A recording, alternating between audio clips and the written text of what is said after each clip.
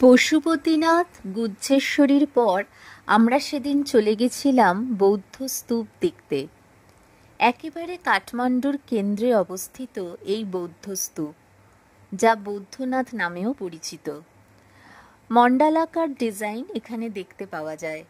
বৌদ্ধ স্তূপের মধ্যে যেটি সবচেয়ে দৃষ্টি আকর্ষণ করে সেটি হল বুদ্ধের দুটি চোখ। এই চোখ স্তূপের চারদিকেই আঁকা রয়েছে। 1979 সালে এটিকে ইউনেস্কো ওয়ার্ল্ড হেরিটেজ সাইটের মধ্যে অন্তর্ভুক্ত করা হয়ে থাকে। আমি বাইরে থেকেই দেখলাম ও একবার পুরোটা প্রদক্ষিণ করলাম। ভেতরে সিঁড়ি দিয়ে আর ওঠা হয়নি। আপনারা চাইলে অবশ্যই ভেতরে প্রবেশ করতে পারেন এবং সিঁড়ি দিয়ে ওপরটা ঘুরে দেখতে পারেন। আর একটা জিনিস এখানে চোখে পড়ল, সেটা হলো শপিংয়ের। এখানে শপিং করার অনেক কিছু রয়েছে টুকটাক। চাইলে আপনারা এখানে কিছু জিনিস শপিং করে নিয়ে যেতে পারেন বাড়ির প্রিয়জনদের জন্য।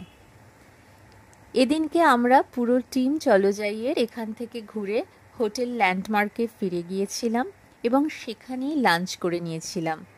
তারপর বিকেলের দিকে অনেকে স্বয়ম্ভূনাথ গেছিল, কিন্তু আমরা কিছুজন ছিলাম যারা আমরা আর যাইনি সেখানে, কারণ সন্ধেবেলা আমাদের ব্রিফিং সেশন ছিল। আমার পরবর্তী ভিডিওতে এই সব কিছু থাকবে।